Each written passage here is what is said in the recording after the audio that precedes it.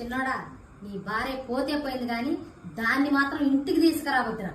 అవునమ్మా, దాన్నైతే ఇంటికి తీసుకురాను. దానికి నిలువెల్లా పొగరే, ఒళ్ళంతా కొవ్వే. అది పుట్టింటికి వెళ్ళిందిగా, దాన్ని మాత్రం తీసుకురాను.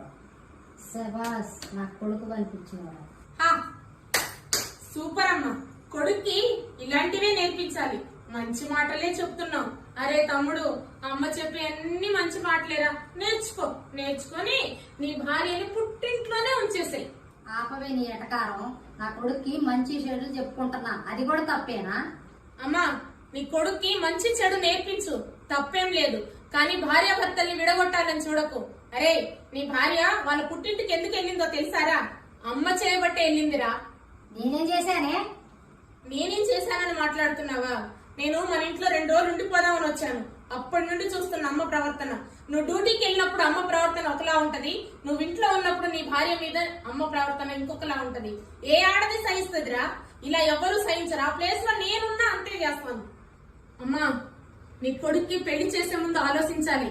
నీ గ్రిప్పులో నీ కొడుకు ఉండాలంటే అసలు పెళ్లి చేయకూడదు. నువ్వు తల్లి చాటు కొడుకులా తయారు చేస్తున్నావు వాడిని. వాడికి పెళ్లైనప్పుడు వాడికంటూ ఒక బాధ్యత ఉంటది.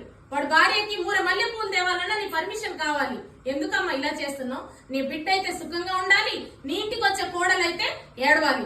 ఎందుకు కోడల్ని రాచి రంపాన పెడతావు? అందరు అత్తల్లాగే నువ్వు తయారయ్యావు. నీ ప్రవర్తన నాకు నచ్చట్లేదమ్మా.